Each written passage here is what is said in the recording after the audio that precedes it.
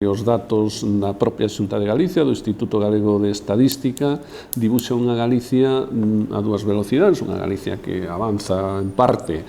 na costa atlántica e unha Galicia que ten que ver fundamentalmente ca nosa provincia e con zona de Lugo, da montaña de Lugo, que está absolutamente esmorecendo e, se non se toman medidas, pois non vai a quedar xente que tome conta do territorio. Os plans da Xunta son absolutamente inútiles, que non son eficaces e que hai que cambiar o paso. E iso é o que nos plantexamos nesta iniciativa, fundamentalmente establecer un mapa de servicios básicos para toda a población e que se garantan por lei, viva donde viva a xente. Servicios sanitarios, servicios sociais, servicios públicos, en definitiva. Nos entendemos que cualquier decisión administrativa que supoña o peche dun servicio básico ten que contar con informe dun órgano especializado establecido nunha lei. Escocia, en fin, tomando como referencia os modelos de despoboamento, o que se fixo en Escocia, basicamente, e o que plantexamos nós, é que se despolitice, basicamente, a través dunha axencia independente, neste caso, despolitizada, profesional, pois todo o que ten que ver coa desenvolvemento local e comarcal das zonas máis deprimidas. O que pomo de manifesto é que as políticas da Xunta, os plans, Plan Impulsa Ourense, que non ten eficacia, resultado ningún, e non lle planteamos a Xunta, además, que dé conta dese plan. Cuáles son os efectos dese plan no territorio, nos concellos, nas comarcas. Aquí o fundamental é que non desaparezan servicios públicos, é dicir, que a cidadanía teña nun radio de tempo e distancia un servicio público que se necesita, pues un centro de salud, unha escola, un centro de dependencia, residencias e demais. E eu vou interpelar neste caso, non sei quen vai a responder ao goberno, quen vai a comparecer. O goberno, cando lle plantexas unha iniciativa, pode mandar a cualquera, un conselleiro, non ten por que ser especificamente, no caso de Economía ou de Economía, que me conteste, me pode contestar outro, pero, bueno, vamos a pôr encima da mesa os datos, as súas políticas e as consecuencias das súas políticas, e vamos a pôr unha alternativa. E, bueno, e veremos o que nos conteste. Non teño demasiada expectativa en que a resposta sexa moi positiva, non? O que nos dice a Xunta de Galicia é que do polígono de Tamago nada de nada, olvídense ustedes, e que se hai algunha demanda de solo que vayan a Pazos, cousa que a día de hoxe non hai nin parcelas en Pazos, porque cualquier empresa medianamente dimensionada, se necesita unha parcela, neste momento non a ten en Pazos. Entón, nós o que plantexamos é a execución, no seu día, por fases, da urbanización do polígono de Tamagos. E, además, lle planteábamos, de acordo co Concello, que se non a Xunta non facía ese desenvolvemento, porque a Xunta é o titular,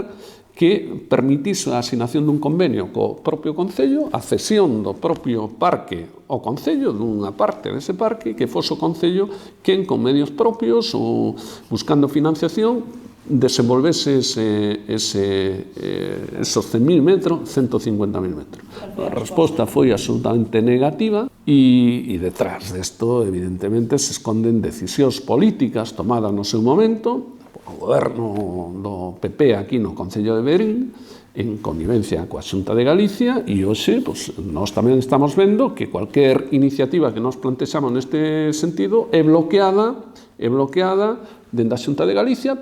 pero con resposta da Xunta de Galicia calcada do argumentario que se lle manda dende aquí, dende o partido local do PP. É inentendible que alguén que teña necesidade de solo industrial plantexe a instalación do seu negocio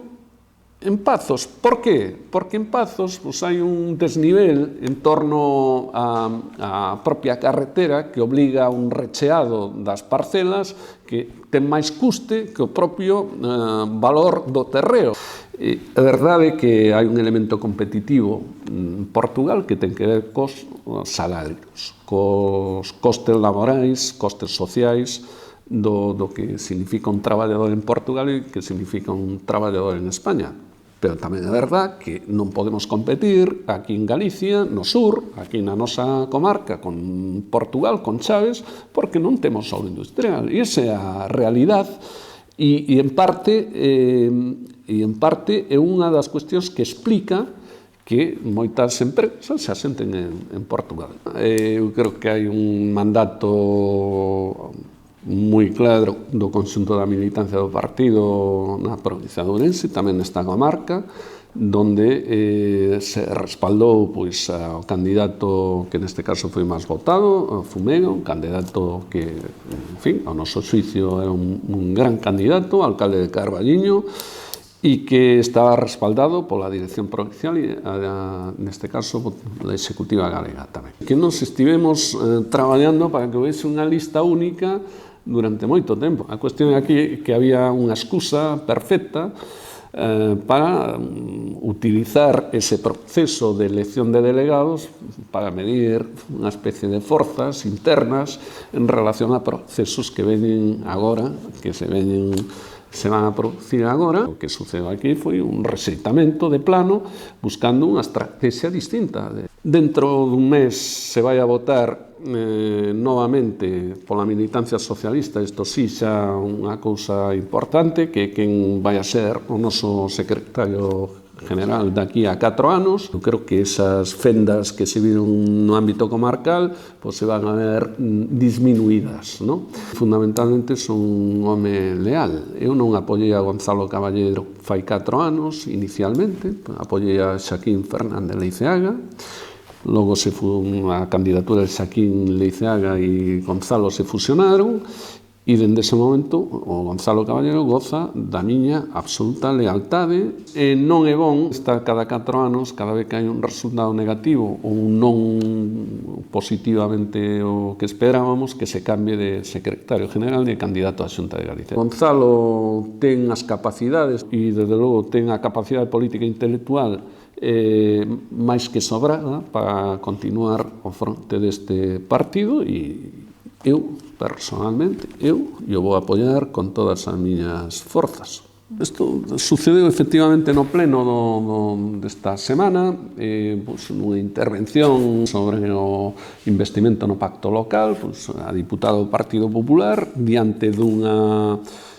iniciativa do PSOE que se fundamentaba basicamente poñer de manifesto que a Xunta de Galicia convenia exclusivamente cos concellos do Partido Popular e lle dá aos concellos do Partido Popular a dedo o 90% dos convenios, pois a resposta a ese tipo de iniciativas é sacar o ventilador e empezar a buscar cuestións que non tiñan nada que ver co asunto, entre elas citar que a filla do alcalde de Verín había ganado unha oposición no Concello de Verín, o sea, dando a entender que se lle había enchufado no Concello de Verín e, por tanto, que estos dos convenios a dedo tamén os demais fan o mismo a dedo e todo isto. O único que dixen foi que iso é absolutamente falso, que non hubo oposición no Concello de Verín, nunca se convocou unha oposición no Concello de Verín, a filla do alcalde de Verín non traballa no Concello de Verín e, por tanto, a diputada esta mentiu e eu lle pedín que rectificase públicamente, cousa que non fixo, porque logo tomou a palabra e dixo que ela había leído un periódico e que ela non era unha opinión dela, senón que era unha opinión dos medios. Claro, en fin, o Partido Popular, cando, en fin, se lle fala de enchufismo, caciquismo, nepotismo, que é o que esconde detrás das súas siglas aquí nesta provincia, pois intenta buscar casos individuais con citas de persoas concretas para ver se iguala o seu récord. Eu nunca faría alusión de tipo personal, pero, bueno, hai xente que se dedica a isto e neste caso é absolutamente falso e calumnioso.